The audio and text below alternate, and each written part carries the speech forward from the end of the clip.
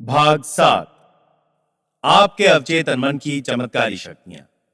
आपके अवचेतन मन की शक्तियां अपार हैं।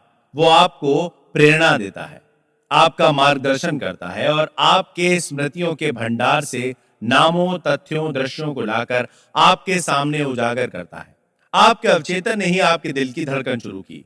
वो आपके रक्त संचार को नियंत्रित करता है और आपके भोजन को हजम कर उसके निर्गम को संचालित करता है। जब आप रोटी का एक टुकड़ा खाते हैं तो आपका अवचेतन मन उसे परिवर्तन करके कोशिकाओं, मांसपेशियों, हड्डियों और रक्त में पहुंचाता है। यह ऐसी जटिल प्रक्रिया है जो दुनिया के बड़े से बड़े समझदार इंसान की पहुंच से बाहर है। आपका अवचेतन मन आपके शरीर की सभी महत्वपूर्ण क्रियाओं और कार्यों को नियंत्रित करता है और सभी समस्याओं का उत्तर भी जानता है। आपका अवचेतन मन कभी सोता नहीं, कभी आराम नहीं करता। वो हर दम काम पर लगा रहता है। आप अपने अवचेतन मन की चमत्कारी शक्तियों को जानने के लिए अपने अवचेतन मन को सोने से पहले सीधे शब्दों में बताएं कि आप एक विशेष काम करना चाहते हैं। आपको ये जानकर प्रसन्नता होगी, आपके अंदर की शक्तियां काम पर लग जाएंगी और आपको इच्छित परिणाम मिल जाएंगे। अवचेतन मन में उस शक्ति और विवेक का माध्यम मौजूद है जो आपको सर्वशक्तिमान या उस महाशक्ति से संपर्क कराती है जो इस जगत को चलायमान रखती है, सभी ग्रहों को उनकी परिधि पर बनाए रखती है और सूर्य को प्रकाश देती है। आपका अवचेतन मन आपके आदर्शों, अभिलाषाओं और परोपकारी मांगों का माध्यम है। अवचेतन मन के माध्यम से ही शेक्सपियर महान सत्य की कल्पना कर पाए जो आम आदमी की नजर से तब तक छिपा रहा था। अवचेतन मन के माध्यम से महान ग्रीक शिल्पकार फिदियस संगमरमर और कांसे पर सौंदर्य एक संगति को शिल्प में प्रस्तुत कर सके। इसी के कारण इटालियन चित्रकार राफेल मेडोना का चित्र बना पाए और लुडविग वॉन बीथोवन सुरीला संगीत दे पाए। सन 1955 में मैंने भारत के ऋषिकेश में स्थित योगा फॉरेस्ट यूनिवर्सिटी में एक व्याख्यान दिया था। वहां मेरी भेंट बंबई से आए एक युवा सर्जन से हुई। उन्होंने एक स्कॉट सर्जन जेम्स एसडेल के बारे में बताया जिन्होंने आधुनिक प्रकार के एनेस्थीसिया के आविष्कार से पूर्व बंगाल में काम किया था। सन 1843 से लेकर 1846 तक यानी 3 वर्षों में डॉक्टर जेम्स एसडेल ने सभी प्रकार के लगभग 400 बड़े ऑपरेशन किए जिनमें अंगभंग, ट्यूमर को हटाना, कैंसर आदि के अलावा आंख, कान और गले के ऑपरेशन भी शामिल थे। वे सभी ऑपरेशन मानसिक एनेस्थीसिया में किए गए। ऋषिकेश में भारतीय डॉक्टर ने बताया कि ऑपरेशन के बाद मृत्यु संख्या बहुत ही कम, शायद 2 या 3% ही थी। रोगियों को दर्द नहीं हुआ और ऑपरेशन के दौरान कोई मृत्यु नहीं हुई। डॉक्टर एसडेल ने रोगियों के अवचेतन मन को जो सुषुप्त अवस्था में था सुझाव दिया कि किसी प्रकार का संक्रमण या सेप्टिक नहीं होगा। आपको याद रखना चाहिए ये लुई पास्चर और जोसेफ लिस्टर के इजाद से पहले की बात है जिसमें उन्होंने पहली बार बैक्टीरिया जनित बीमारी और उसके संक्रमण के खतरे के बारे में चेतावनी दी थी। भारतीय सर्जन ने बताया कि मृतक संख्या कम रहने और इन्फेक्शन निम्नतम रहने का काम निसंदेह डॉक्टर एसडेल की ओर से रोगियों को दिए गए सुझावों का परिणाम था। उन्होंने रोगियों के अवचेतन मन को ये सुझाव प्रेषित किए थे और रोगियों पर इनका पूरा प्रभाव पड़ा। यह आश्चर्य नहीं तो क्या है कि 150 वर्ष पहले कैसे एक सर्जन ने अवचेतन मन की चमत्कारी कारगर शक्तियों का आविष्कार किया। क्या आपको आश्चर्य नहीं होता कि वो कौन सा जादू है जिसकी शक्तियां इतनी प्रभावशाली हैं? जरा रुककर सोचें, अपने अवचेतन की इन दैवी शक्तियों का अंदाजा लगाएं। कैसे वो आपके शब्दों को उड़ाकर दूसरे अवचेतन मन को प्रभावित कर देती हैं।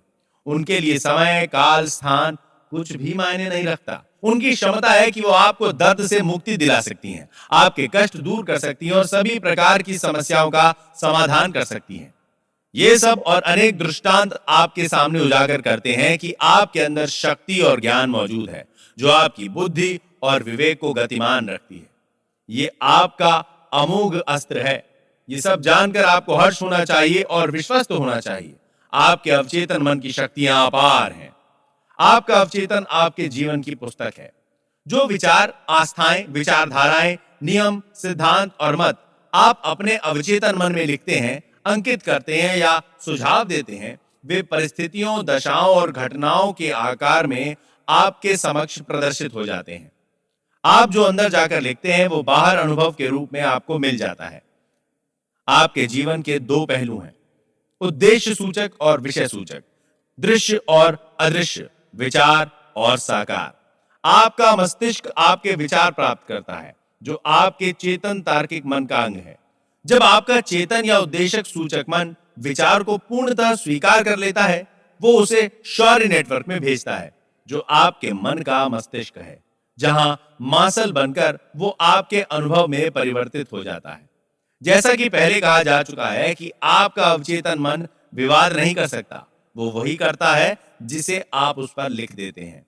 वो आपका निर्णय या आपके चेतन मन के निर्णय को अंतिम मान लेता है। यही कारण है कि आप हमेशा अपने जीवन की पुस्तक में लिख रहे हैं, क्योंकि आपके विचार आपके अनुभव बनते जा रहे हैं। अमेरिका के प्रसिद्ध लेखक राल्फ वॉल्डो एमर्सन ने कहा है, व्यक्ति वही है जो वो दिन भर सोचता है। आपके अवचेतन पर जो अंकित होता है वो अभिव्यक्त हो जाता है। अमेरिकी मनोविज्ञान के पितामह विलियम जेम्स ने कहा है कि दुनिया को हिलाने की शक्ति आपके अवचेतन मन में है। आपका अवचेतन मन वो अद्भुत वस्तु है जिसके पास अनंत ज्ञान और असीमित विवेक है। इसका पोषण करने वाला एक छिपा हुआ झरना है जिसे जीवन का सिद्धांत कहते हैं। जो कुछ आप अवचेतन मन पर अंकित करते हैं, अवचेतन मन उसे पूरा करने के लिए जमीन आसमान एक कर देता है। इसीलिए आपको इसमें सही और सकारात्मक विचार अंकित करने चाहिए। दुनिया में इतनी अशांति और दुख है क्योंकि लोग अपने चेतन और अवचेतन मन के आदान प्रदान को नहीं समझते। जब ये दोनों मिलकर और सहमत होकर पूर्ण शांति में आपस से तालमेल में काम करते हैं तो आपको स्वास्थ्य, खुशी और आनंद प्राप्त होता है।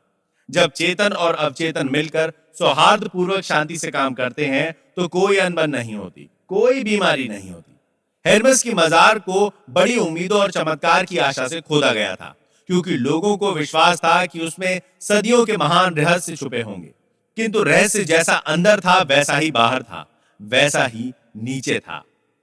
दूसरे शब्दों में, आपके अवचेतन मन में जो अंकित है वही आकाश पर अंकित है। इसी सत्य का उपदेश मोसेस, जीसस, बुद्ध, जोरास्टर और हर युग के महान ऋषि मुनियों ने दिया है। जो भी सत्य आप विषय के अनुरूप स्वीकार करते हैं वो परिस्थितियां, अनुभवों और धारणाओं में मूर्त रूप में प्रकट होता है।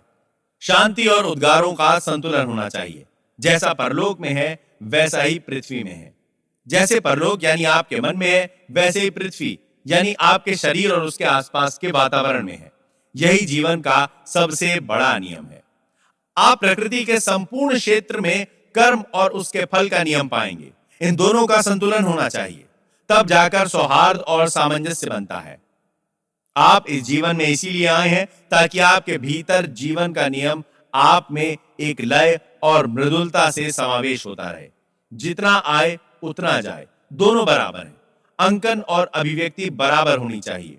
अपनी सारी निराशा आपके अपूर्ण विचारों के कारण है जो पूरे नहीं हो पाए। यदि आप नकारात्मक, विध्वंसात्मक और दूषित रूप से सोचते हैं तो ऐसे विचार विनाशकारी भावनाओं को जन्म देंगे जो बाहर जाकर रूप धारण करेंगे।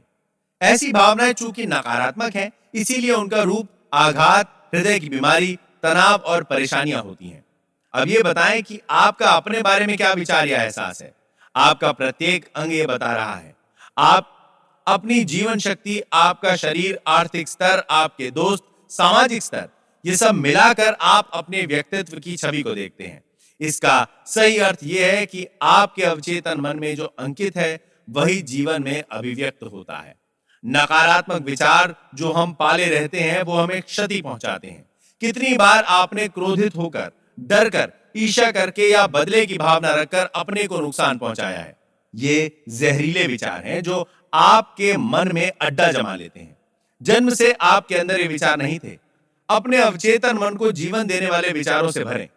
इससे क्या होगा कि जो आपके नकारात्मक जहरीले विचार जो अड्डा जमाए बैठे हैं वे अंततः हमेशा के लिए बाहर निकल जाएंगे। इसके लिए आपको सतत प्रयास करना होगा। अवचेतन त्वचा रोग का उपचार करता है।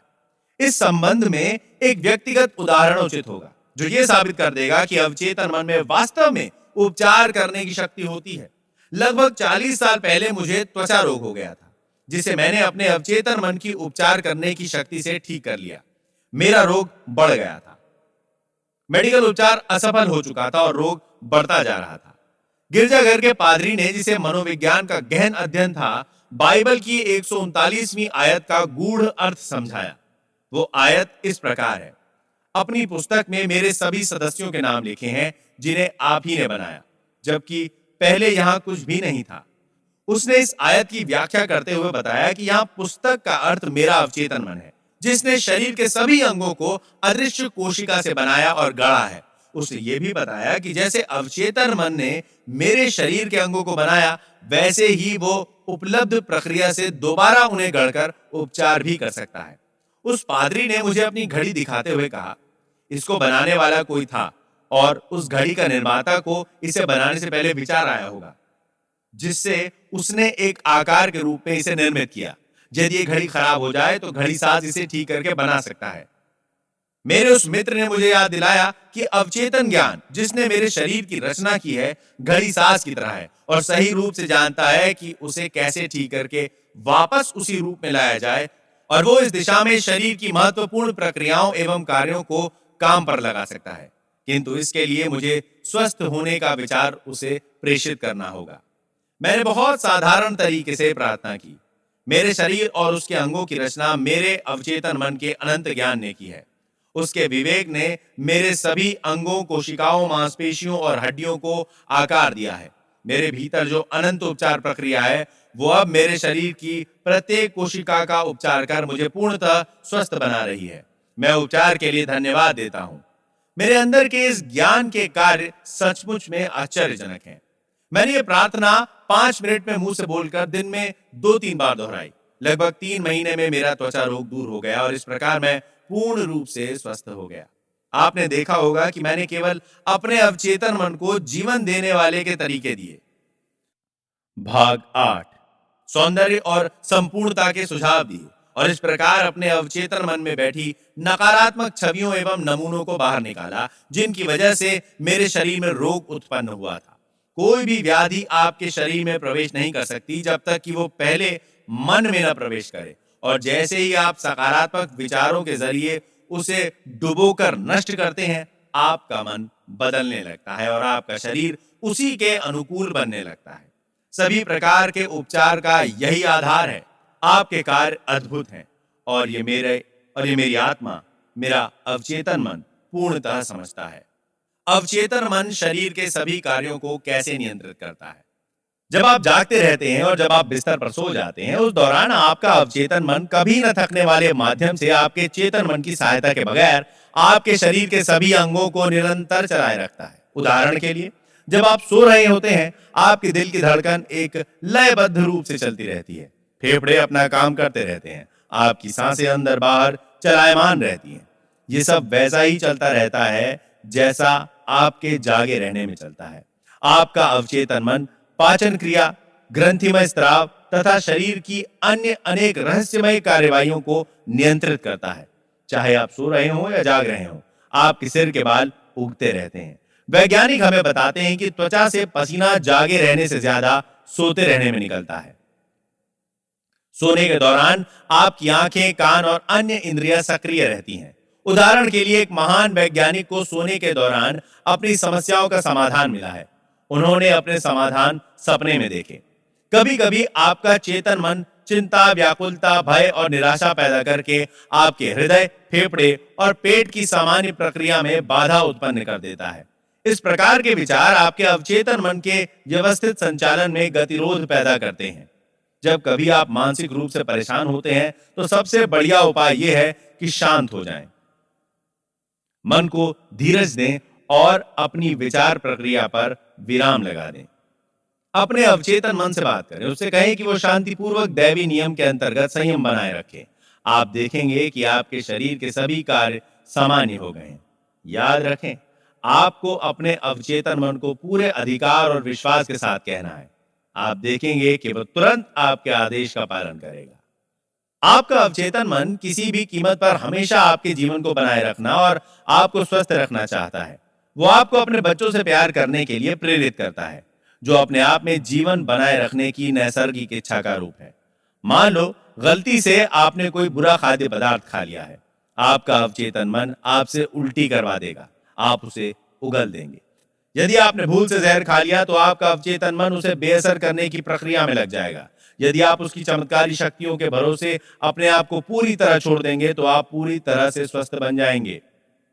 पहली बात यह समझ लेनी है कि आपका अवचेतन मन हमेशा काम कर रहा है। वो दिन रात सक्रिय है, चाहे आप उसके अनुरूप काम करें या ना करें।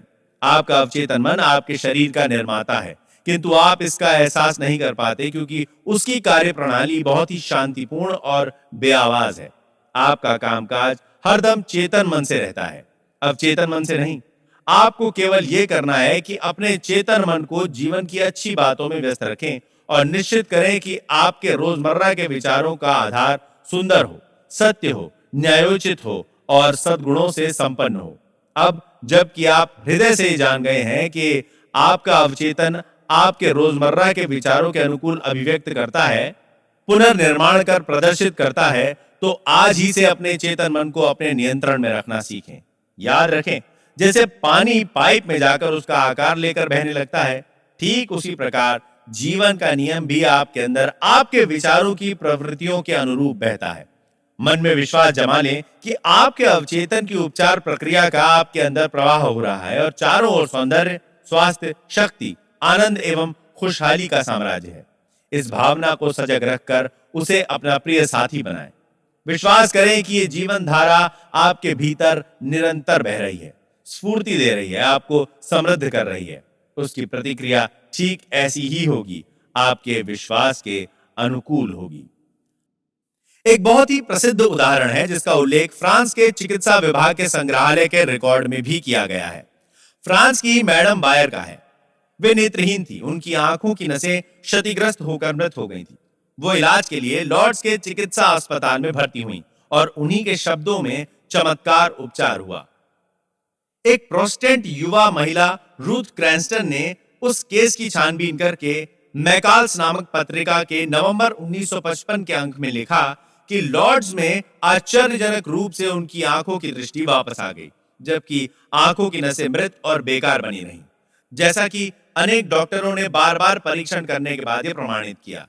एक महीने बाद दोबारा परीक्षण में पाया गया कि उनकी देखने की शक्ति सामान्य हो गई है, किंतु पहले जैसा कि मेडिकल परीक्षण में बताया गया था, वे मृत आंखों से देख रही थीं।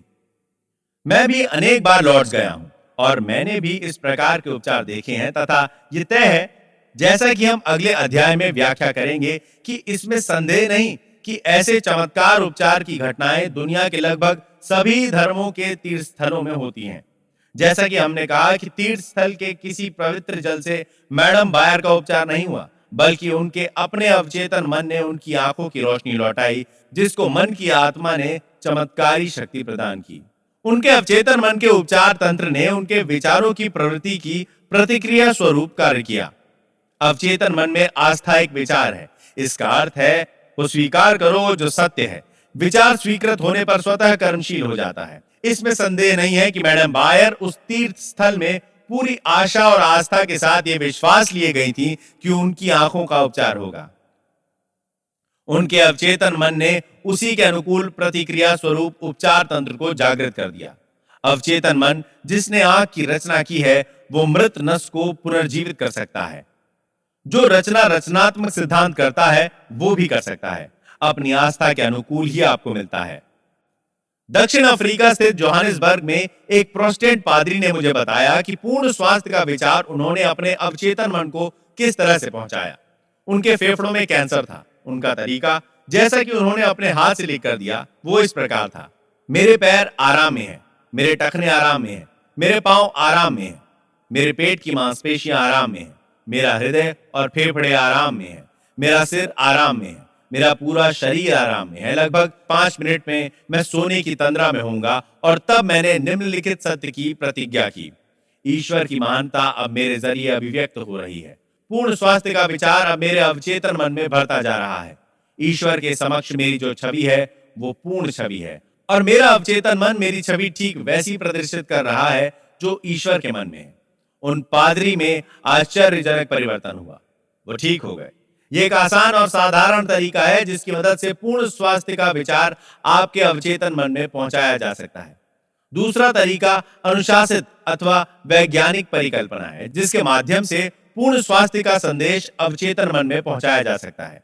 मैंने एक व्यक्ति जो लकवे से पीड़ित था से कहा कि वो अपने मन में स्पष्ट कल्पना करे कि वो अपने कार्यालय में चारों ओर चल रहा है, मेज को हाथ लगाता है, टेलीफोन उठाकर फोन पर बात करता है और वो सब काम करता है जो ठीक हो जाने के बाद करेगा। मैंने उसे स्पष्ट रूप से समझाया कि ये विचार और पूर्ण स्वस्थ होने का उसका मानसिक विचार अवचेतन मन की ओर से स्वीकार कर लिया जाएगा। उसने अपनी भूमिका दक्षता से निभाई और एहसास किया कि वो दोबारा अपने कार्यालय में पहुंच गया है। उसे मालूम था कि वो अपने अवचेतन मन को एक निश्चित काम सौंप रहा है जिस पर वो काम करेगा। उसके अवचेतन मन में वो फिल्म थी जिस पर ये चित्र अंकित था। कई सप्ताह के इस मानसिक चित्र को मन में बार बार बैठाने के बाद एक दिन पूर्व नियोजित योजना के तहत टेलीफोन की घंटी बजी और बार बार बजती रही, जबकि उसकी पत्नी और नर्स दोनों बाहर गई थीं। टेलीफोन करीब 12 फीट दूर रखा हुआ था, फिर भी वो उसका उत्तर देने में सफल हो गया और तभी से वो ठीक हो गया। उसके अवचेतन मन की उपचार शक्ति ने उसकी मानसिक कल्पना को प्रतिक्रिया स्वरूप स्वीकार कर लिया और उपचार की प्रक्रिया आरंभ हो गई। उस व्यक्ति में मानसिक बाधा उत्पन्न हो गई थी जिसकी वजह से मस्तिष्क के आवेग उसके पैर तक नहीं जा पा रहे थे, इसीलिए वो कहता कि वो चल नहीं सकता। जब उसने ध्यान हटाकर अपने में मौजूद उपचार तंत्र पर लगाया तो उसमें केंद्रित ध्यान के जरिए शक्ति का संचार हुआ, जिसकी वजह से वो दोबारा चल पाया।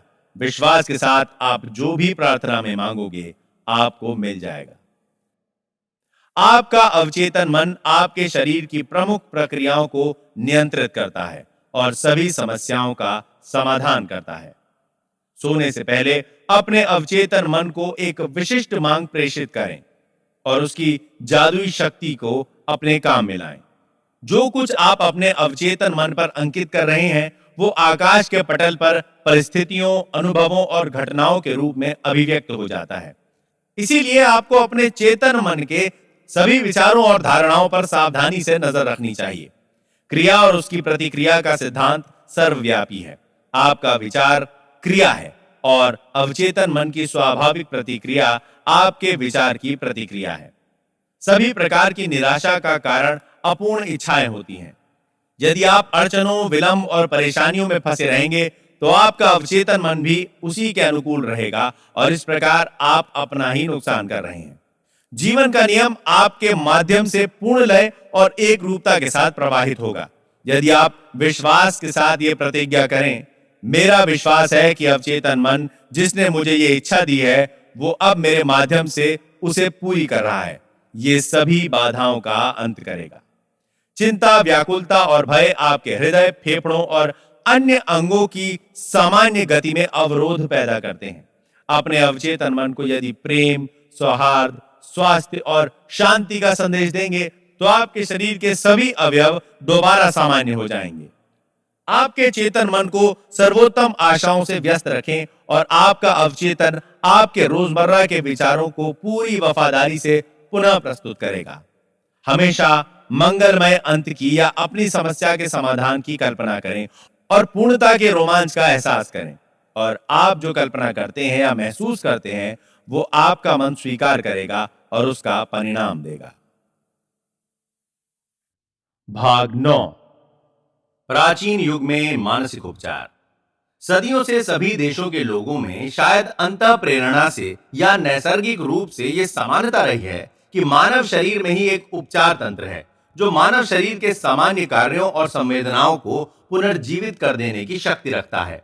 उनका विश्वास था कि इस विलक्षण शक्ति को किसी खास परिस्थिति में उद्बोधित किया जा सकता है और इससे मानवीय कष्टों का निराकरण हो जाएगा। सभी देशों के इतिहास इस बात की गवाही देते हैं। प्राचीन काल में सभी देशों में मानव पर शुभ और अशुभ प्रभाव डालने तथा रोगी के उपचार करने जैसी गोपनीय शक्तियां संतों, महात्माओं एवं पुजारियों जैसे धार्मिक ज्ञानी जनों के पास हुआ करती थीं। यह माना जाता है कि उपचार करने की शक्ति उन्हें ईश्वर से प्राप्त होती है और उपचार के तरीके अलग अलग हुआ करते थे। उपचार के तरीकों में धार्मिक समारोह भी शामिल थे जिनमें लोगों की आस्था थी कि ऐसे समारोहों में ईश्वर की उपस्थिति भी होती है, जैसे हाथों को छूना, ताबीज देना, अंगूठी या लॉकेट पहनना आदि। उदाहरण के लिए प्रागैतिहासिक काल में धर्मों में प्राचीन मंदिरों में पुरोहित रोगियों को दवा देते और रोगियों को सोने से पहले सम्मोहन निद्रा में सुझाव देते थे कि आपके पास ईश्वर आएगा और आपको ठीक कर देगा। उससे अनेक लोगों का उपचार हुआ। यह वास्तव में अवचेतन मन का ही प्रताप था जिसे सुझाव दिए गए थे। प्रागैतिहासिक ग्रीक देवी हेकेट के उपासकों को निद्रा में उसके दर्शनों के लिए अनेक तंत्र मंत्र के विधानों से गुजरना पड़ता था। तब कहीं जाकर वो नींद में दर्शन देती थी और रोग के उपचार की दवा बताती थी। दवा भी विकृत थी, जैसे कि छिपकलियों की लार और खुशबूदार गोंद को मिलाकर अर्ध चंद्रमा की रात में खुले आकाश के नीचे पीसकर लेप बनाओ। जो भी हो, इससे अनेक रोगियों का उपचार हुआ करता था। स्पष्ट है, इन विचित्र तरीकों में भी रोगी के अवचेतन मन को दिए गए सुझावों और उसे स्वीकार करके रोगी की कल्पना शक्ति को बलवती बनाकर उपचार करने को प्रदर्शित किया गया है। वस्तुतः ऐसे भी उपचारों में रोगी का अवचेतन मन ही उपचार करने वाला होता है। सभी युगों में यह देखा गया है कि इन अनधिकृत उपचारकों ने अभूतपूर्व सफलता पाई है, जहां अधिकृत उपचारक असफल हो गए हैं।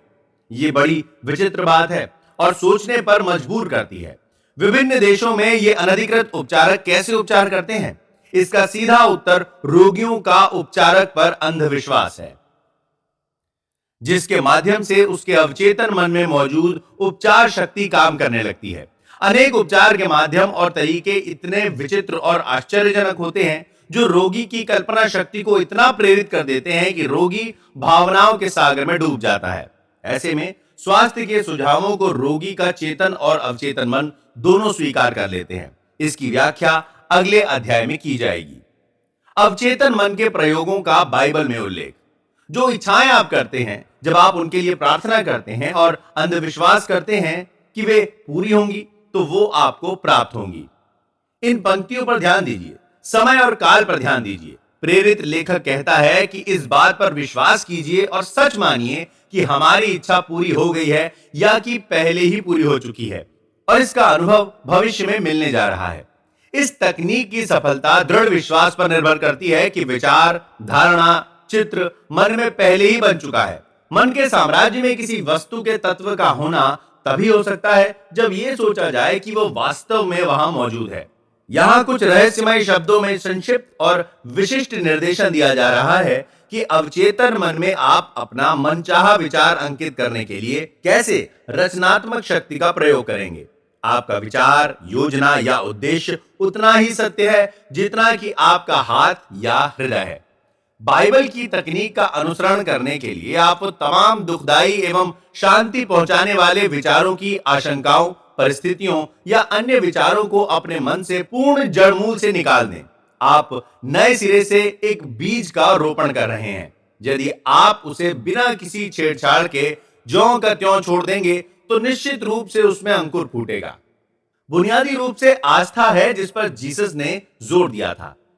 बाइबल में आप बार बार यही पढ़ते हैं, आपके विश्वास के अनुरूप ही आपको फल मिलता है। यदि आप विशेष प्रकार के बीज बोते हैं तो आपको यकीन होता है कि पौधा उसी प्रकार का पैदा होगा। बीज पर विश्वास करने का यही तरीका है। विकास का या खेती का भी नियम है। बीज का पौधा वही होगा जिसका वो बीज है। बाइबल में विश्वास या आस्था को जीवन का नियम, मन का व्यवहार, एक दृढ़ निश्चय कहा गया। ये जानते हुए कि जिस विचार को आप चेतन मन में पूर्णतः स्वीकार कर लेंगे वो अवचेतन मन में जाकर फलीभूत होता है। आस्था एक मायने में उसको सच स्वीकार करना है जिसे आपका तर्क और आपका विवेक इनकार कर रहा है। जैसे चेतन मन के छोटे मोटे तर्कों और वितर्कों आदि को बाहर करके अपने अवचेतन मन की आंतरिक शक्ति पर पूर्ण भरोसा करना आस्था है। बाइबल की तकनीक का एक अभूतपूर्व दृष्टांत मैथ्यू में दिया गया है। और जब वो घर में आया, अंधे लोग उसके पास आए तथा जीसस ने कहा, विश्वास करो कि आप ये कर सकते हो। उन्होंने उससे कहा, हां प्रभु। तब उसने उनकी आंखों को यह कहते हुए छुआ, अपनी आस्था के अनुकूल हो। और उनकी आंखें खुल गईं और जीसस ने आदेश दिया कि कोई ये जान न पाए। अपनी आस्था के अनुकूल हो। इन शब्दों में आप देख सकते हैं कि जीसस वास्तव में अंधे व्यक्ति के अवचेतन मन से सहयोग की प्रार्थना कर रहे थे। उनकी आस्था ही उनकी सबसे बड़ी आशा थी। उनकी आंतरिक भावना, उनका आत्मिक विश्वास था कि कुछ चमत्कार होगा, उनकी प्रार्थना का फल मिलेगा, और वही हुआ। दुनिया भर के सभी धर्मों में उपचार की यही तकनीक सदियों से मानी जाती आई है। कोई ये जान ना पाए शब्दों में जीसस उन उपचारित लोगों की ताकीद कर रहे थे। रोगियों को अपने उपचार के बारे में चर्चा नहीं करनी चाहिए, क्योंकि वे अविश्वास के पात्र माने जाएंगे। इससे वे उस लाभ से वंचित हो सकते हैं जो जीसस ने उनके अवचेतन मन के भय, संदेह और व्याकुलता को अपने पास जमा करके उन्हें दिया, क्योंकि उन्होंने अधिकार और शक्ति से मलेच्छ आत्माओं को आदेश दिया और वे बाहर आ गई। जब रोगी जीसस के पास ठीक होने को आए तो वे अपनी आस्था तथा अपने अवचेतन मन की उपचार शक्ति की समझ दोनों से ठीक हुए। उन्होंने जो कहा वो उसने अपने अंतर्मन में सच मानकर कहा। वो और जो लोग सहायता मांग रहे थे दोनों सार्वभौमिक सत्य में एकाकार हो गए, और उसके शांत अंतर्यामी ज्ञान तथा उपचार शक्ति के विश्वास ने रोगी के अवचेतन मन में बसे नकारात्मक व विध्वंसकारी विचारों को बदल दिया। रोग से मुक्ति आंतरिक मानसिक परिवर्तन का स्वाभाविक परिणाम थी। उसका आदेश रोगियों के अवचेतन मन से प्रार्थना थी, जिसके साथ था ज्ञान, भावना और अवचेतन मन को उसकी ओर से दिए गए आदेश की प्रतिक्रिया पर संपूर्ण विश्वास। दुनिया के विभिन्न धार्मिक स्थलों पर हुए चमत्कार। यह एक स्थापित सत्य है कि विश्व भर में विभिन्न धार्मिक स्थलों पर ऐसे उपचार हुए हैं, जैसे जापान, भारत, यूरोप तथा अमेरिका। मैंने जापान के अनेक धार्मिक स्थलों को देखा है। दियाबुत्सु में भगवान बुद्ध की विशाल कांस्य प्रतिमा है, जिसमें बुद्ध दोनों हाथ जोड़कर बैठे हैं और उनके मुख पर प्रकाश दीप्तिमान होकर जगमगा रहा है। उस प्रतिमा की ऊंचाई 42 फीट है और वो बुद्ध महान के नाम से विख्यात है। यहां मैंने बूढ़े और जवानों को प्रार्थना करते देखा है। उपासक यहां मोमबत्तियां जला रहे थे। गाइड ने मुझे एक युवती की प्रार्थना का अर्थ समझाया, जो 2 संतरों का भोग लगाकर झुकी हुई खड़ी थी। उसने मोमबत्ती भी जलाई। गाइड ने बताया कि उसकी आवाज गायब हो गई थी और उस तीर्थ स्थल पर आने के बाद उसकी आवाज लौट आई। वो बुद्ध को अपनी आवाज के लिए धन्यवाद दे रही थी। उसके मन में आस्था थी कि उसकी गाने वाली सुरीली आवाज फिर से लौट आएगी यदि वो कुछ औपचारिकता निभाए और उपवास रखे तथा कुछ विशिष्ट भेंट अर्पित करे। इन सब से उसमें विश्वास और आशा ने जन्म लिया, जिससे प्रेरित होकर उसके मन में आस्था उत्पन्न हो गई। कल्पना एवं आस्था के एक और उदाहरण के रूप में मैं अपने मित्र के बारे में बताता हूं, जो तपेदिक का रोगी था। उसके फेफड़े क्षतिग्रस्त हो चुके थे। उसके पुत्र ने उसका उपचार करने का निर्णय लिया। वो अपने पिता के साथ पर्थ, ऑस्ट्रेलिया गया। वहां उसने अपने पिता को बताया कि उसे एक संत मिला है जो अभी अभी यूरोप के उपचार की मन्नत वाले तीर्थ स्थल से होकर आया है। संत ने उसे एक असली क्रॉस दिया है। उसने बताया कि उसने क्रॉस के लिए उस संत को $500 दिए हैं। वास्तव में उस युवक ने राह चलते लकड़ी का एक टुकड़ा उठा लिया था, जिसे उसने सुनार को देकर अंगूठी के आकार का एक रिंग बनवा लिया, जो देखने में सचमुच की अंगूठी लगती थी। उसने अपने पिता को बताया कि इसको सिर्फ छूने से अनेक लोगों की बीमारी दूर हो गई है।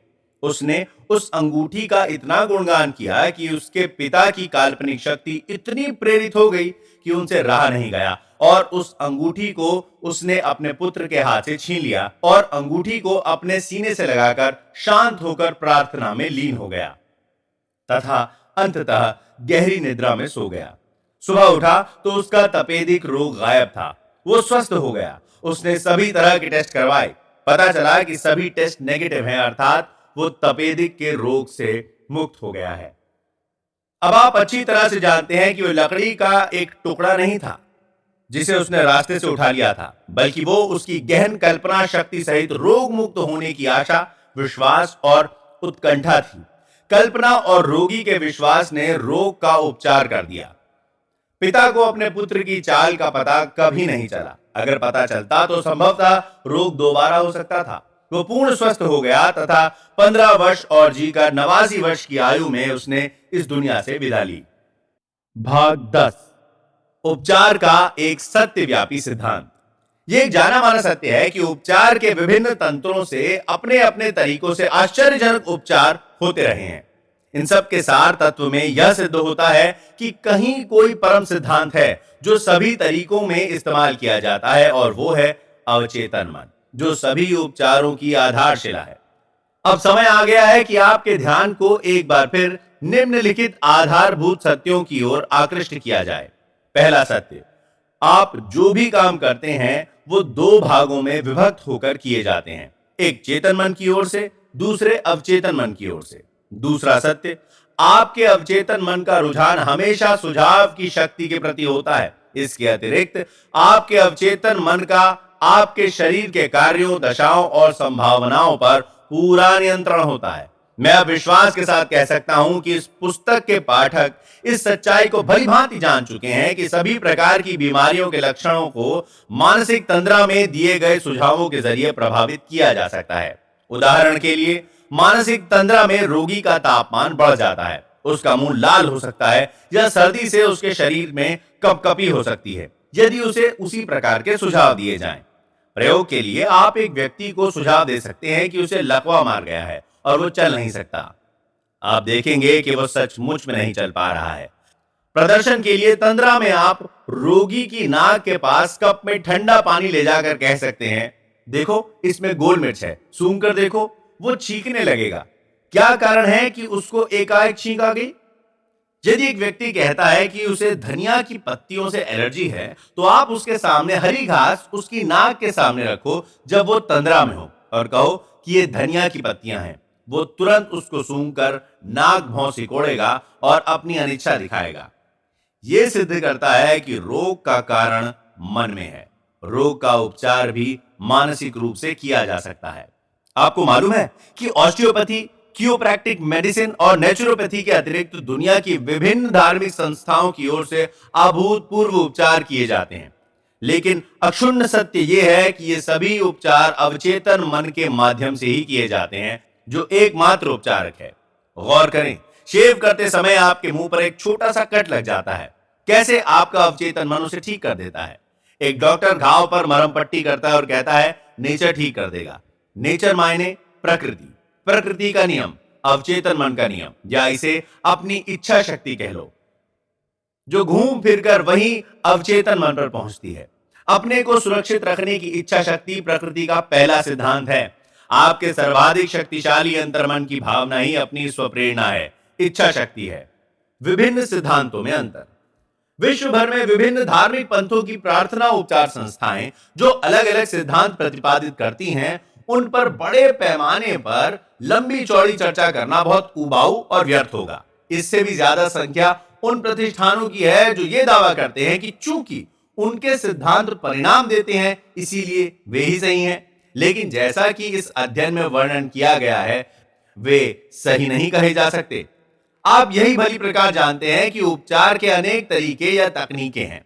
प्रसिद्ध ऑस्ट्रियन फिजिशियन फ्रेंच एंटन मेस्बर, जो पेरिस में प्रैक्टिस करते थे, ने खोज की कि वे रोगी के शरीर में मैग्नेट का प्रयोग करके चमत्कारी उपचार कर सकते हैं।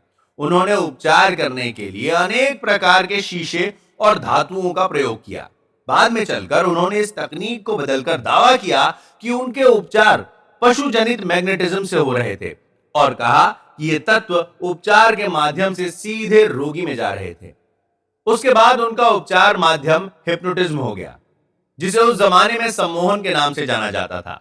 दूसरे डॉक्टरों ने कहा कि उनके तमाम उपचार और कुछ नहीं, केवल सुझाव प्रक्रिया हैं। ये सभी समूह, जिनमें मनोचिकित्सक, मनोवैज्ञानिक, कीरोप्रैक्टर्स, फिजिशियंस तथा सभी चर्च आदि, केवल एक सार्वभौमिक शक्ति केंद्र हैं जो मनुष्य के अवचेतन मन में वास करते हैं। उपचार की सभी प्रक्रियाएं निश्चित सकारात्मक मानसिक या आंतरिक व्यवहार अथवा विचार हैं, जिसे आस्था कहा जाता है। उपचार का केंद्र बिंदु विश्वस्त आशा है, जो शक्तिशाली सुझाव का रूप धारण कर तथा अवचेतन मन को प्रभावित कर उपचार शक्ति का निर्गम करवाती है। उपचार के लिए कोई अलग से शक्ति का प्रयोग नहीं किया जाता।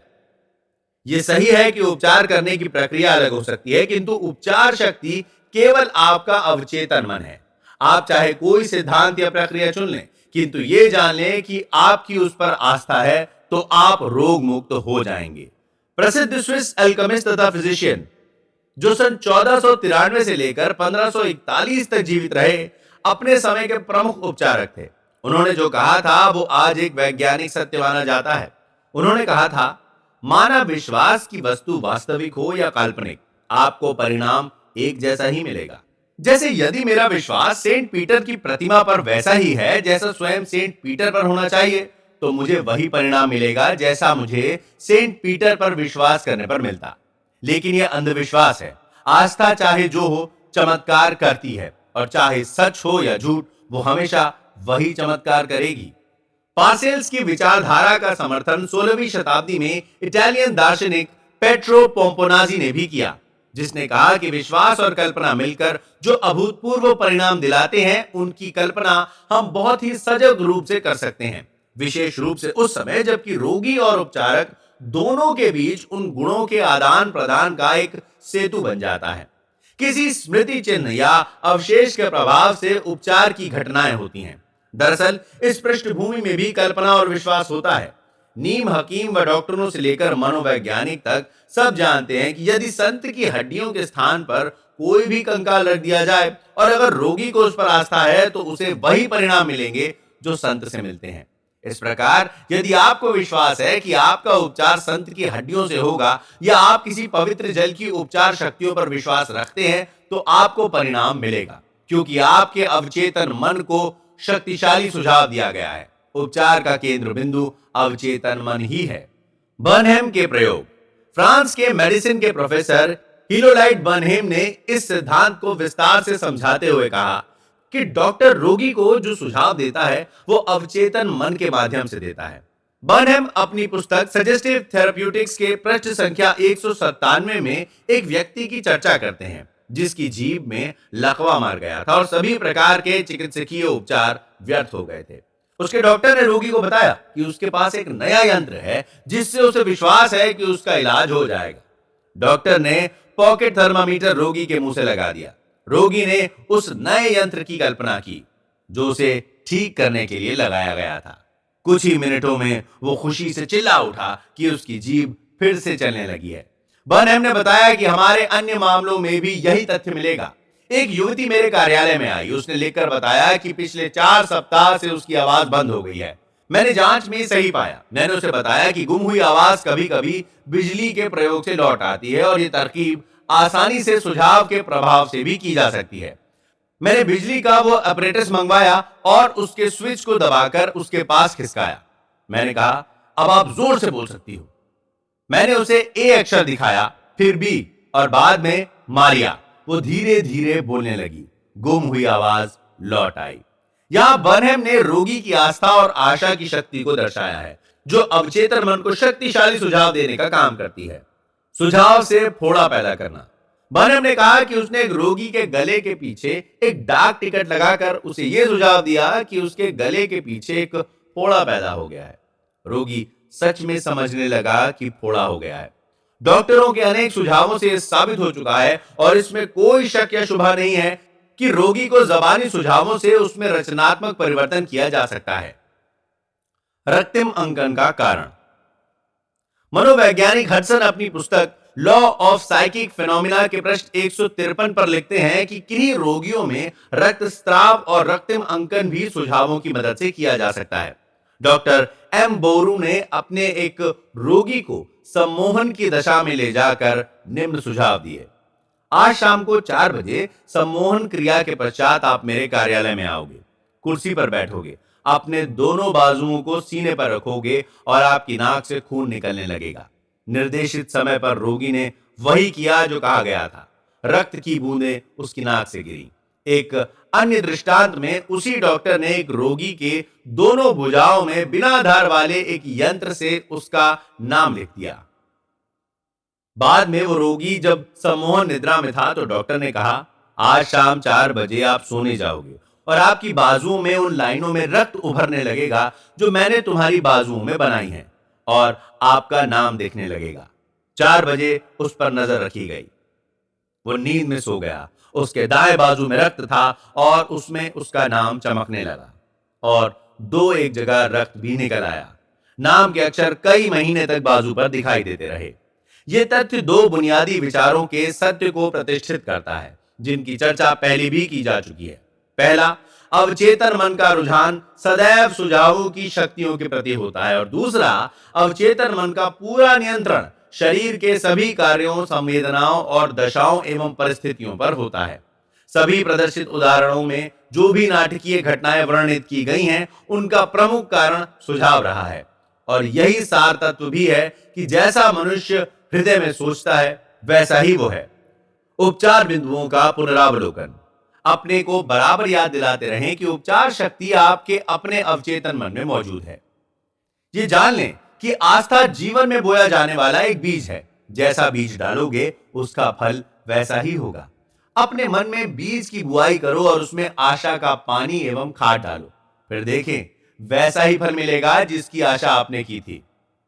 आपके मन में पुस्तक के लिए जो विचार हैं, जो नया आविष्कार है या नाटक है, वो आपके मन का सच है। अपनी विचार योजना या आविष्कार की वास्तविकता पर विश्वास करो। जैसे ही विश्वास करोगे वो आपका हो जाएगा। दूसरे के लिए प्रार्थना करते समय ये जान ले कि आपके अंदर के मन की संपूर्णता, सौंदर्य और सही रूप देने की क्षमता दूसरे व्यक्ति के अवचेतन मन के नकारात्मक विचारों को बदलकर अभूतपूर्व परिणाम दे सकती है। विभिन्न धार्मिक स्थलों के चमत्कारी उपचारों के बारे में जो आपने सुना है वो काल्पनिक और अंधविश्वासों के कारण हुए हैं, जो अवचेतन मन के कहने पर उपचार शक्ति को निर्गित करता है। सभी रोगों का उद्गम मन से होता है। शरीर पर रोग का प्रभाव तब तक नहीं होता जब तक मन में उसके लिए हरी झंडी नहीं मिल जाती। सम्मोहन के सुझावों से आपके शरीर में किसी भी रोग के लक्षण पैदा किए जा सकते हैं। यह सिद्ध करता है कि आपके विचार कितने शक्तिशाली हैं। उपचार का केवल एक तरीका है और वो है आस्था। उपचार शक्ति केवल एक है और वो आपका अवचेतन मन है। आपके लक्ष्य की आस्था वास्तविक हो या नकली, आपको परिणाम मिलेंगे। आपका अवचेतन मन आपके मन के विचारों को प्रकट करता है। अपनी आस्था को अपने मन का विचार समझें और बस इतना ही पर्याप्त है। भाग 11। आधुनिक काल में मानसिक उपचार। शारीरिक उपचार और मानव से संबंधित बातों में हर एक व्यक्ति की दिलचस्पी होती है। वो क्या विद्या है जो उपचार करती है? ये उपचार शक्ति कहां है? यही प्रश्न सभी के मन में रहता है। इसका उत्तर यह है कि उपचार शक्ति का तंत्र प्रत्येक व्यक्ति का अवचेतन मन है और रोगी का परिवर्तित मानसिक व्यवहार इस शक्ति को निर्गत करता है। किसी भी मानसिक या धार्मिक विज्ञान के चिकित्सक, मनोवैज्ञानिक, मनोचिकित्सक अथवा मेडिकल डॉक्टर ने कभी रोगी का उपचार नहीं किया है। पुरानी कहावत है, डॉक्टर जख्म पर पट्टी बांधता है किंतु ईश्वर उपचार करता है। एक मनोवैज्ञानिक या मनोचिकित्सक रोगी की मानसिक बाधाओं को हटाता है ताकि उपचार क्रिया लागू हो सके और रोगी पुनः स्वस्थ हो जाता है। इसी प्रकार एक सर्जन शारीरिक अवरोधों को हटाता है ताकि उपचार तंत्र सामान्य रूप से कार्य कर सके। कोई फिजिशियन, सर्जन या मानसिक रोग चिकित्सक ये दावा नहीं कर सकता कि मैंने रोगी को रोग मुक्त किया। उपचार शक्ति जो अपने आप में एक ही है और वो कई नामों से जानी जाती है: प्रकृति, जीवन, ईश्वर, रचनात्मक विवेक तथा अवचेतन मन। जैसा कि पहले भी वर्णन किया जा चुका है कि हमें सजीव रखने वाले उपचार के जीवन सिद्धांत की गति में बाधा पहुंचाने वाले मानसिक, भावनात्मक और शारीरिक अवरोधों को दूर करने के लिए अनेक तरीके व तकनीकें अपनाई जाती हैं। उपचार का तंत्र जो आपके मन में स्थित है वो यदि उचित रूप से आपके या किसी और व्यक्ति की ओर से निर्देशित किया जाए तो वो आपके शरीर को सभी रोगों से मुक्त कर सकता है और करेगा। ये उपचार तंत्र सभी व्यक्तियों में काम कर सकता है, चाहे वो किसी भी धर्म, संप्रदाय, रंग या कौम का हो। आपके लिए ये जरूरी नहीं है कि आप किस चर्च या मंदिर अथवा धार्मिक पंथ के अनुयायी हैं। आप उपचार क्रिया में शामिल होकर रोग मुक्त हो सकते हैं। आपका अवचेतन मन आपके हाथ के जख्म या फोड़े को ठीक कर देगा, भले ही आप नास्तिक हों। आधुनिक मानसिक उपचार तंत्र इस सत्य पर आधारित है कि आपके अवचेतन मन का असीमित विवेक और शक्ति आपकी आस्था से प्रेरित होती है।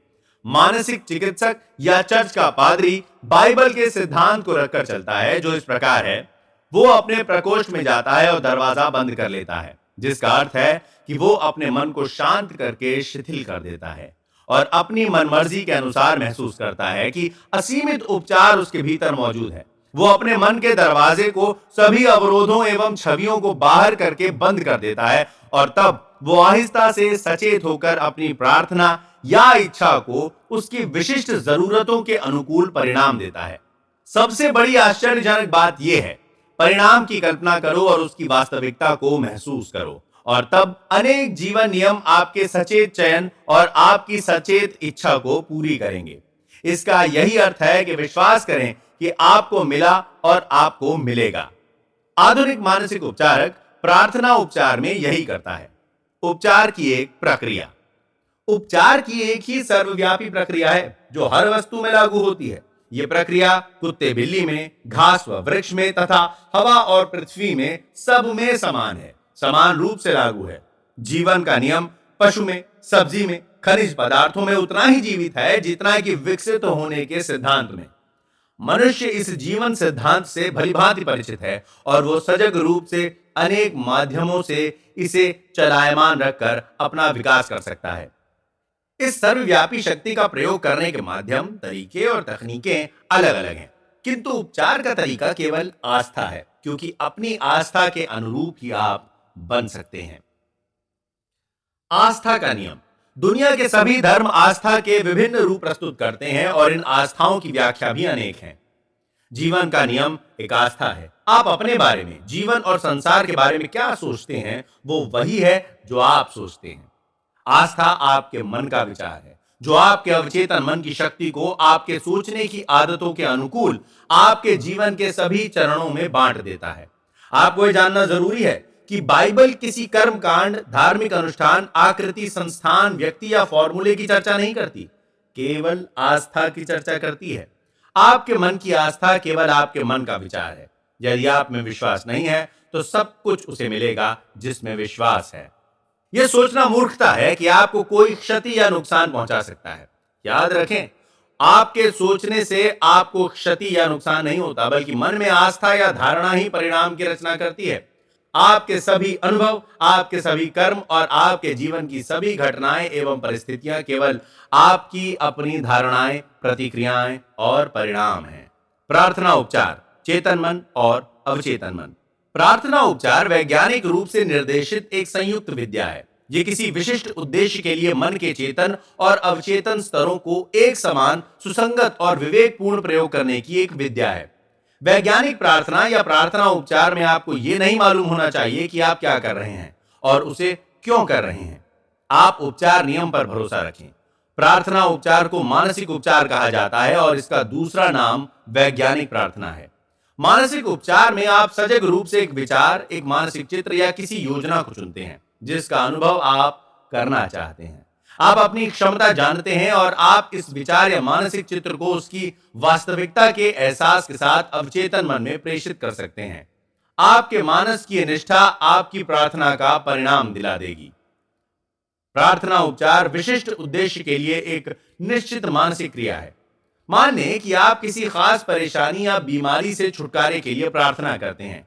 आप जानते हैं कि अपनी परेशानी या बीमारी जो भी हो, आपके अवचेतन मन में बैठे नकारात्मक विचारों के भय के कारण उत्पन्न हुई है, और यदि आप इन विचारों को अपने मन से निकाल देंगे तो आपकी बीमारी या परेशानी दूर हो जाएगी।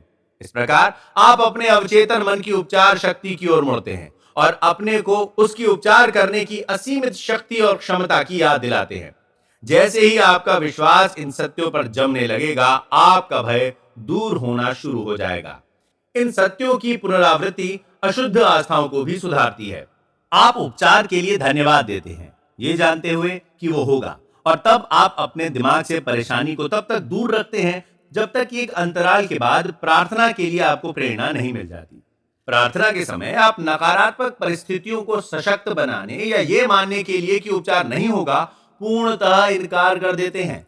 मन का ऐसा व्यवहार चेतन और अवचेतन मन दोनों में समरसता लाकर उपचार शक्ति को सक्रिय कर देता है। आस्था से उपचार, इसका अर्थ क्या है और कैसे अंधविश्वास काम करता है। आस्था से उपचार की आस्था वो आस्था नहीं है जो बाइबल में वर्णित है, जिसका अर्थ चेतन मन और अवचेतन मन में आदान प्रदान का ज्ञान है।